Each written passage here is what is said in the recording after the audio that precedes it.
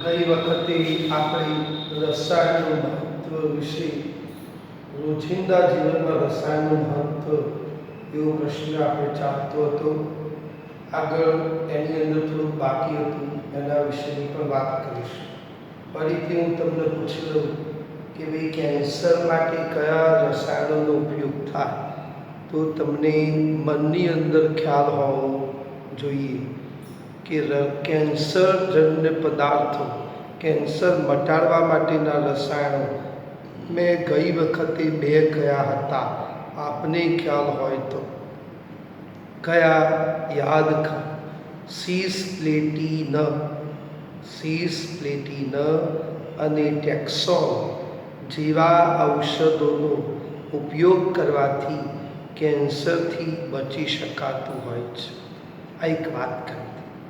ત્યાર પછી બીજું એક ઔષધ કયું હતું આપને યાદ હોય તો કે એઝેડટીનો ઉપયોગ છે. એઝેડટી એટલે એઝિડોથાઇમિડિન, એનો ઉપયોગ શું એ પણ આપણને ખબર હોવી જોઈએ. તો એડ્સ મટાડવા માટે આપણે એઝિડોથાઇમિડિનનો ઉપયોગ થતો હોય એ પણ મિત્રો આપણે યાદ હોવું જોઈએ. સવારે વહેલા જાગીએ, મોડી રાત સુધી જેના ઉપર ઊંઘીએ, જે સ્લીપ ડ્રીમનું જે ગાદલું છે, એ ગાદલું એની અંદર પણ પોલિમર પદાર્થો છે. કપડાં પહેરીએ છીએ એ પણ કોણ છે ભાઈ? રસાયણ છે. સેલ્યુલોઝના કપડાં બનેલા હોય, નાયલોન ટેરિલિનના કપડાં બનેલા હોય, તો એની અંદર પણ રસાયણનો ઉપયોગ થાય.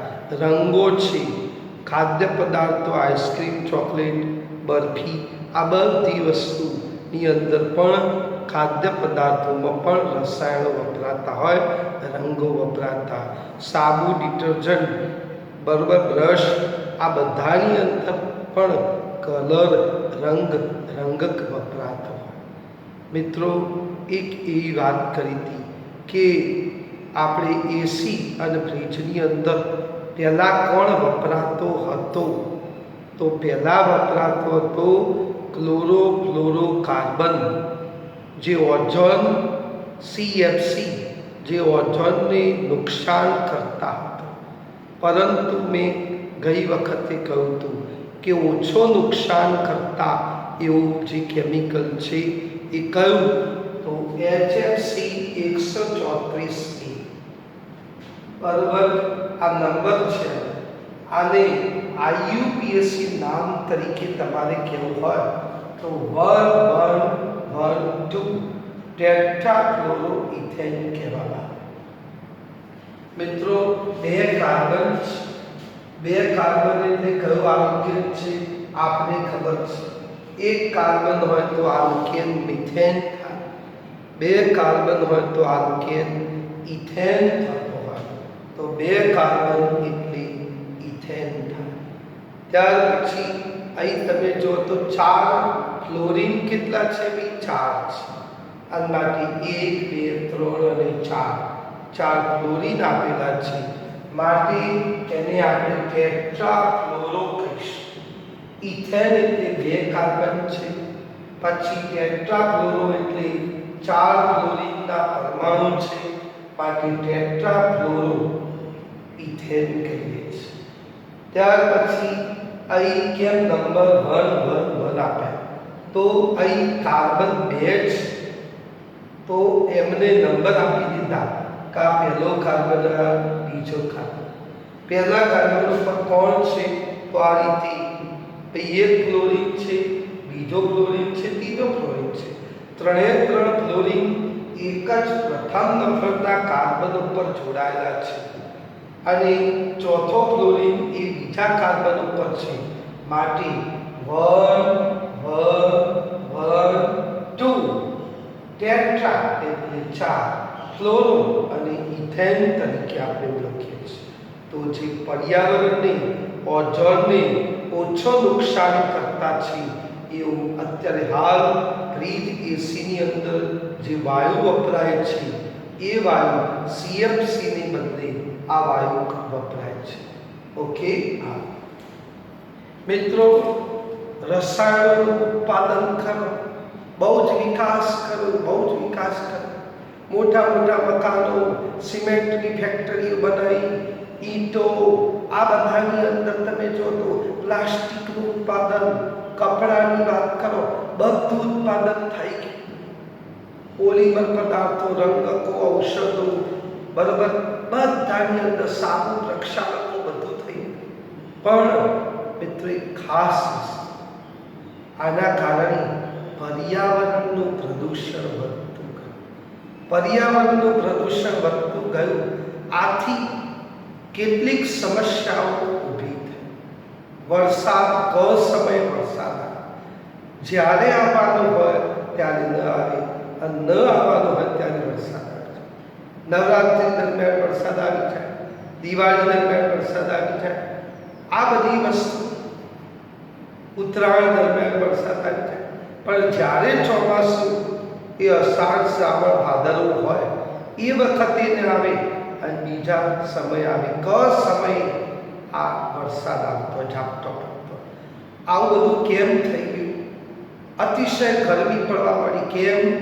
પ્રદૂષણ. કાર્બન ડાયોક્સાઇડનું પ્રમાણ સતત વધતું ગયું. ગ્રીન હાઉસ વાયુઓ ઓઝોનના પડદા ઉપર નુકસાન કરે છે. પૃથ્વીના ગાબડા તરીકેનું કામ કરે છે. કોણ? આ ઓઝોન વાયુ કામ કરે છે. આથી પ્રદૂષણ વધતું ગયું. વાયુઓ, ઝેરી વાયુઓ, પોઈઝનસ વાયુઓ વધતા ગયા. આના કારણે પૃથ્વી પર ડે બાય ડે તાપમાન વધતું ગયું. પહેલાં 40 ડિગ્રી સેલ્સિયસ જેટલું મહત્તમ તાપમાન રહેતું હતું, અત્યારે રાજસ્થાનની અંદર 50 ડિગ્રી સેલ્સિયસ જેટલું તાપમાન વધતું ગયું. આના કારણે શું થયું? તો તાપમાન વધતું ગયું. આથી એન્ટાર્કટિકા કે જે છે ત્યાં બરફ પીગળવા માંડ્યો.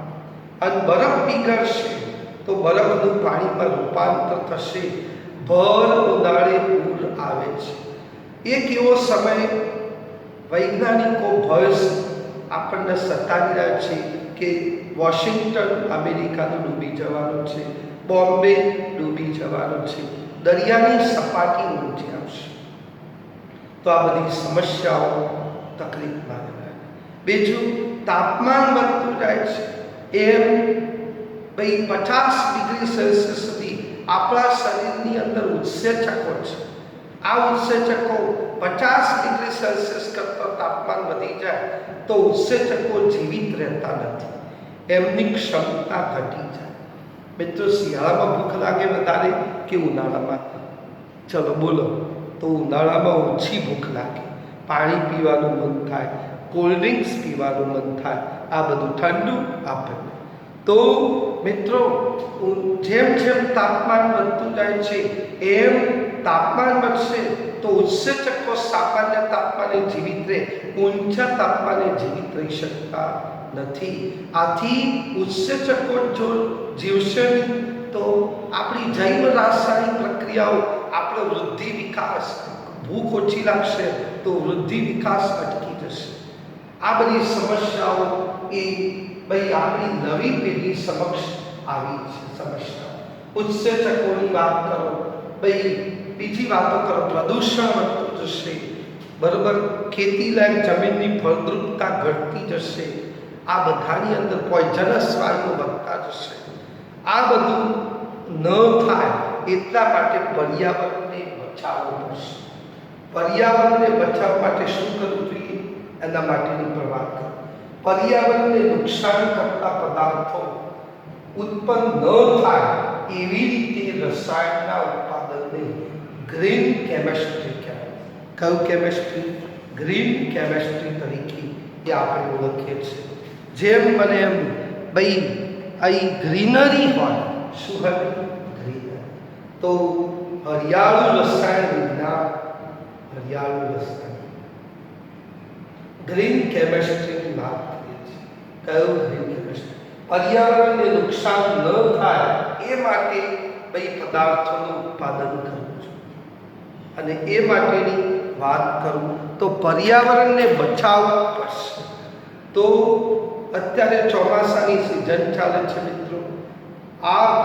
તમે મિત્રો પણ અહીં એ ચોમાસા દરમિયાન આ ચોમાસા દરમિયાન બે વૃક્ષો એક જ બાળક બે વૃક્ષો વાવશે. આ બે વૃક્ષો આવશે એનું જતન કરવું પણ તમારી ફરજ થઈ પડશે. તો ગ્રીન કેમેસ્ટ્રી હરિયાળું રસાયણ વિજ્ઞાન, વૃક્ષો વાવો અને પ્રદૂષણ ઘટાડો, વૃક્ષો લાવો વાવો અને વરસાદ લાવો, આ પ્રકાર. અને મિત્રો, ભારતીય સંસ્કૃતિ અનુસાર આપને જો ખબર હોય તો છોડમાં રણછોડ છે. છોડમાં રણછોડ છે મિત્રો. આપણી મમ્મી સવારના પોરની અંદર નહીં ધોઈ અને સૌથી પહેલાં પાણીનો તાંબાનો કળશ ખરો એ ભાઈ સૂર્યદેવને, સૂર્યનારાયણ ભગવાન અને તુલસીનો છોડ હોય ત્યાં પાણીનો એ અભિષેક કરે છે, જલાભિષેક કરે છે. કેમ? ભારતીય સંસ્કૃતિ છે. તો મિત્રો, છોડમાં રણછોડ છે એમ સમજી એ હશે તો આપણે હોઈશું. અને માટે વૃક્ષો વાવવાની જરૂર છે. ગ્રીન કેમેસ્ટ્રી હરિયાળું રસાયણ વિજ્ઞાનની જરૂર છે. આપણને બધાને ફોરેન ગમે છે, અમેરિકા ગમે છે, કેનેડા ગમે છે, ઓસ્ટ્રેલિયા ગમે છે. કેમ? ત્યાંની તમે આબોહવા, ત્યાંનું એટમોસ્ફિયર એટલું ઠંડુ છે એટલે ગમે છે. એટલું ઠંડુ છે એટલું ગમે છે. ત્યાં કેમ ઠંડુ છે એ તમે એ મિત્રોનો તમે પૂછજો કે કેમ આવું છે, તો એ લોકો જવાબ આપશે કે ઘરની આજુબાજુ ઘાસ વાય, રેતી દેખાતી જ ના, ઘાસ વાયેલા, વૃક્ષો વાયેલા, આ બધાનું એ પાછળ ઘાસ અમુક સમય કાપી દે ફરીથી પાછું. તો ગ્રીન કેમેસ્ટ્રી, પર્યાવરણને નુકસાન ઓછું થાય એવું એ લોકો આપણને પ્રદૂષણ ઉત્પન્ન કરતા એ ઉદ્યોગોની ભેટ અમેરિકા એ લોકો આપણને આપે છે.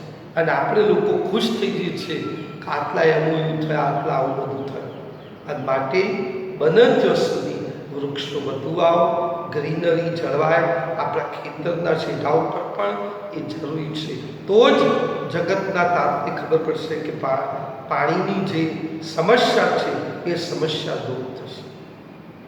પ્રદૂષણ બચાવવા માટે જ્યાં ત્યાં કચરો ના ફેંકી, કયા ડબ્બાની અંદર કયો કચરો રાખવો જોઈએ એની પણ આપણને ખબર હોય તો આજની ઉગતી પેઢી તમે લોકો છો, આ વસ્તુ પર્યાવરણને બચાવવાનો તમારે પ્રયત્ન કરવો પડશે.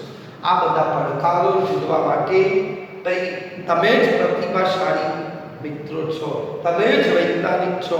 કંઈક સર્જનાત્મક પ્રવૃત્તિ કરો અને જેમ બને તાપમાન ડાઉન થાય. મિત્રો, ઉર્જાના સ્ત્રોતો એક મોટો પડકાર છે. ઉર્જાના સ્ત્રોતો પેટ્રોલ, ઇન્ડિયા, ભારત 80% પેટ્રોલ ફોરેનથી મંગાવે છે. ક્યાંથી? ફોરેનથી. બધા લોકો ઘેર ગાડી થઈ ગઈ, એક બે એક્ટિવા, સ્કૂટર આ બધા થઈ ગયા. કોઈ ચાલવાનું નામ દેતું નથી. લોકો ગમે એમ બેફામ ઉપયોગ કરે છે. આ અત્યારે મળે છે એટલા માટે એક એવો સમય આવશે કે પેટ્રોલિયમ પદાર્થો ખલાસ થઈ જશે. તો શું કરવું પડશે? તો આપણે એક પડકાર છે, પાણીથી ચાલતી ગાડીઓ અને એના માટેનું સૌર ઉર્જાનો આપણે જેમ બને વધુમાં વધુ ઉપયોગ થાય એવું કરવાની જરૂર છે. તો આ પડકારો તમે ઝીલી લો અને વૃક્ષો વાવો, ગ્રીન કેમેસ્ટ્રી તમે કરો એવી હું તમને ભલામણ કરું છું. ઓકે, હવે આ બધા પ્રશ્નોની એક વાત કરી, રસાયણમાં જીવનનું મહત્વની આગળ બીજી વાત કરી.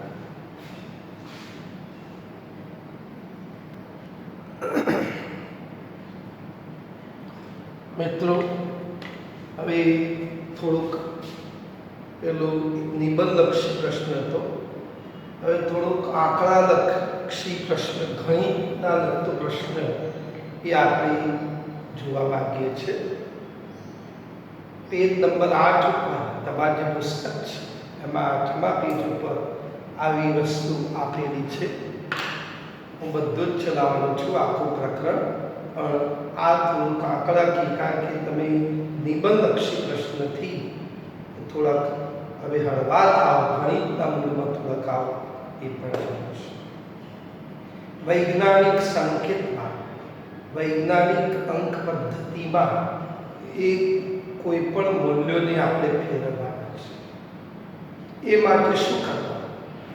કોઈ પણ જવાબ આવતો, કોઈ પણ દાખલો ગણો અને એની અંદર કોઈ પણ જવાબ આવતો, એ જવાબને તમારે વૈજ્ઞાનિક અંક પદ્ધતિમાં ફેરવવાનો છે.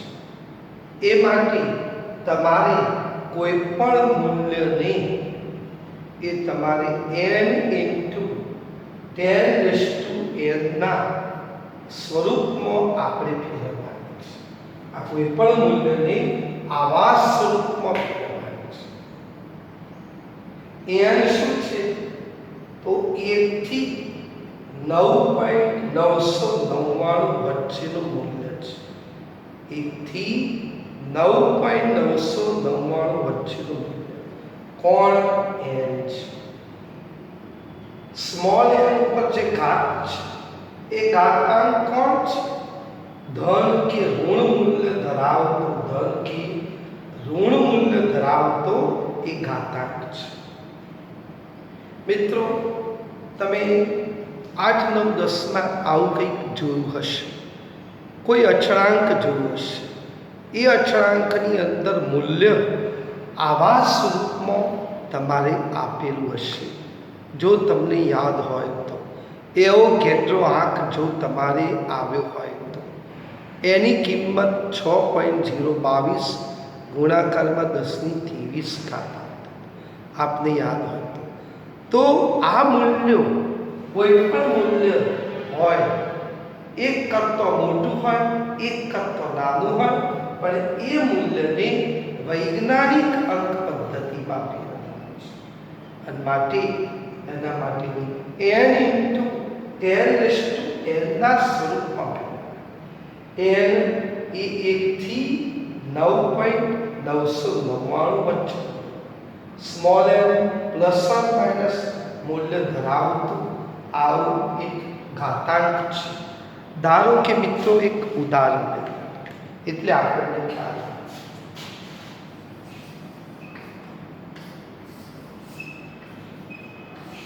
ધારો કે 1 2 3 આ મૂલ્યને વૈજ્ઞાનિક અંક પદ્ધતિમાં ફેરવવું છે. શેમાં? વૈજ્ઞાનિક અંક પદ્ધતિમાં. શું કરીશું મિત્રો? હવે એક વાત કરો, આ બાજુ ડાબી બાજુ, પેલી બાજુ જમણી બાજુ. મૂલ્ય એક કરતો વધુ છે, એક કરતો વધુ છે.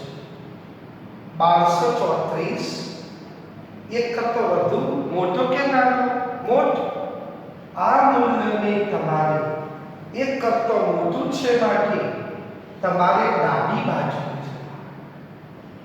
ડાબી બાજુ તમે કેટલા આંકડા જાઓ છો? તો અહીં આવું છે, 10 ની કોઈ ઘાત આવશે. ડાબી બાજુ કેટલા ગયા તમે? તો 1 2 3, તો 10 ની 3 ઘાત. અને અહીં આટલે દશાંશ ચિહ્ન ઘાત 1.23 આવું થતું હોય છે. તો મૂલ્ય ભાઈ એક કરતો મોટું મૂલ્ય હોય તો 10 ની પ્લસ ઘાત આવશે. ડાબી બાજુ જવા. કઈ બાજુ? ચલો પહેલા તમે આવું કરી દીધું, આ n આ સ્વરૂપમાં ફેરવી દીધો 1 થી 9.999 વચ્ચે. તો આટલે દશાંશ ચિહ્ન મૂકવાનું. તમે કેટલા આંકડા? આ આંકડો એક કરતા મોટો છે તો તમે કેટલા સ્ટેપ આંકડા ડાબી બાજુ આવ્યા? 3, તો 3 મૂક્યા. આંકડો એક કરતો મોટો છે કે નાનો? મોટો, તો ચિહ્ન પ્લસ. આવું તમારે કરવાનું છે. ઓકે, આ પ્રકારનું છે. ધારો કે આપણે બીજી એક વાત,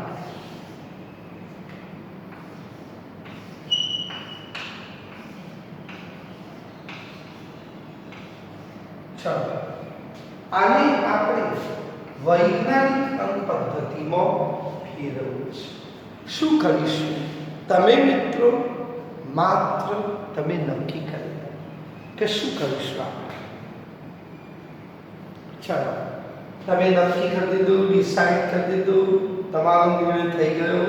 હા, આંકડો એક કરતો મોટો છે. એક કરતો મોટો હોય તો તમારે ડાબી બાજુ છે. ડાબી બાજુ કેટલા જવાબ? 1 2 3 4 5 6. 6 આંકડા ડાબી બાજુ. માટે 10ની આંકડો એક કરતો મોટો છે માટે પ્લસ આવશે. કેટલા તમે ગયા? 6 આંકડા. તો અને 9.8765 આ લખ્યું આ બરાબર જ છે. પણ વૈજ્ઞાનિક અંક પદ્ધતિમાં 1 થી 9.999 વચ્ચે આ કિંમત મૂકવાની છે. માટે મિત્રો અહીં આંકડા તમે ગયા 1 2 3 4 5 6 માટે 10ની 6. આવું કરવાનું. ધારો કે મિત્રો આવું છે 1 2 3 4. ચાલો, તો શું કરીશું આપણે? આંકડો એક કરતો મોટો છે અને આંકડો એક કરતો મોટો હોય તો આના માટે શું કરીશું? તો સૌ પહેલા 10ની પ્લસ ઘાત આવશે. 10 તમે 6.0 મૂકી દેવાના. આ 0 પાછળના મૂકશો કે નહીં મૂકો? હવે કોઈ ફેર પડતો નથી. 6.0 લખો તો પણ ચાલે. કેટલા ગયા તમે? આંકડો એક કરતા મોટો છે. કેટલા ગયા? મોટો હોય તો પ્લસ આવવાનું. 1 2 3 4 તો 10ની 4. આ પદ્ધતિ વૈજ્ઞાનિક અંક પદ્ધતિ. વૈજ્ઞાનિક સંકેતમાં કોઈ પણ મૂલ્યને મેળવવું હોય, કોઈ પણ દાખલાનો જવાબ આવે તો એ જવાબને આવા સ્વરૂપમાં તમારે ફેરવવાનું છે. આ જે સ્વરૂપ ખરું n × 10⁻n ના સ્વરૂપમાં ફેરવવાનું છે. આંકડો એક કરતો મોટો હોય તો સંખ્યા એક કરતો મોટી હોય તો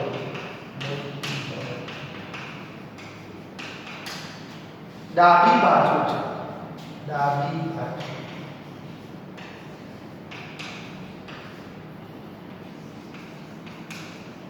અને ઘાતાંક કેટલો ધન આવશે એટલો આવશે. ઓકે, ધારો કે એક વાત કરો છો 0.0001 આવશે. ઓકે, આ પ્રકાર. હવે તમે નક્કી કરો કે શું કરવાનું. આંકડો એક કરતો નાનો જ અને નાનો હોય તો તમારે જમણી બાજુ છે. મોટો હોય તો તમારી ડાબી બાજુ, નાનો હોય તો જમણી બાજુ. કેટલા ગયા? 1 2 3 4 5 અને 1.0 10ની 1 2 3 4 5. આંકડો એક કરતો નાનો છે માટે માઈનસ. આવા સ્વરૂપમાં તમારે ફેરવવાનું. આ જે પદ્ધતિ કરી એ વૈજ્ઞાનિક અંક પદ્ધતિ. માટે મિત્રો આ વસ્તુ યાદ રાખીશું. તમને સરળતાથી આવડી જશે. દાખલા તરીકે વાત 0.001 2 3 4. શું કરવાનું તમે નક્કી કરી દો. આપને આવડે જ છે, હું જોઈ લઉં. શું કરીશું મિત્રો? તમે જવાબ આપો. શું કરીશું? તો આપને ખ્યાલ આવી ગયો. ઓકળો એક કેવો છે? નાનો છે. નાનો હોય તો કઈ બાજુ જવાનું? જમણી બાજુ જવાનું. જમણી બાજુ જશો કેટલા? જેટલા આંકડા જમણી બાજુ જશો એટલા 10 ની ઘાત આવશે.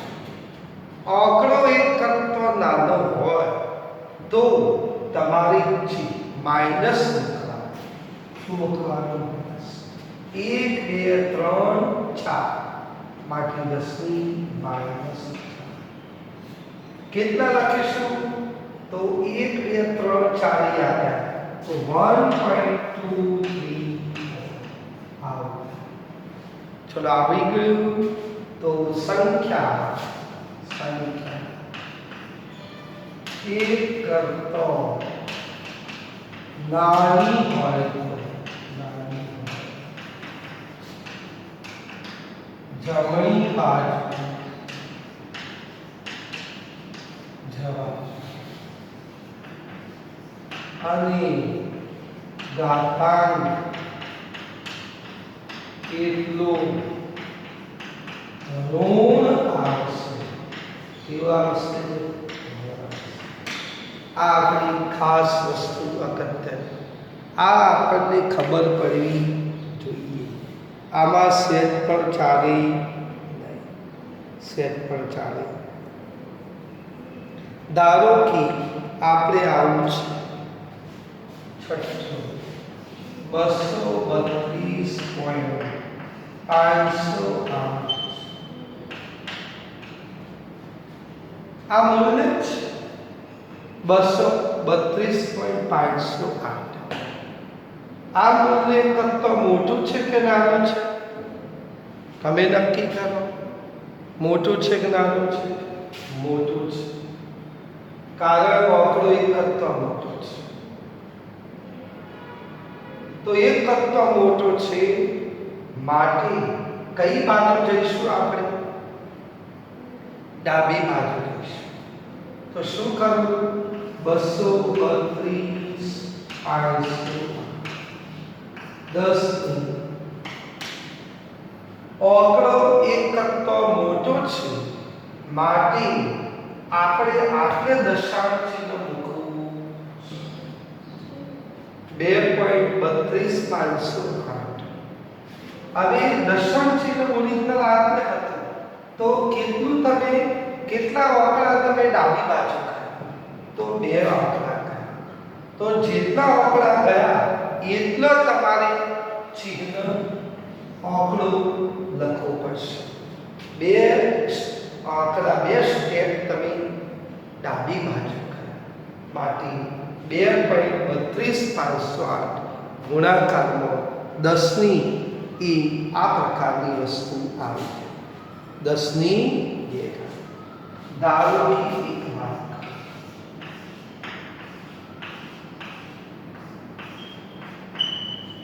ચલો આવું છે.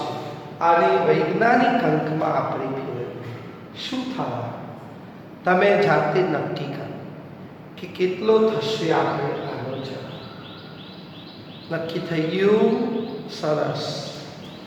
આંકડો એક કરતો કેવો છે ભાઈ? નાનો છે. એક કરતો નાનો છે માટે કઈ બાજુ જવાનું? જમણી બાજુ જવાનું. કઈ બાજુ? આંકડો એક કરતો નાનો છે માટે જમણી બાજુ. તો કેટલા જવાના? 1 2 3 ને 4 1.68.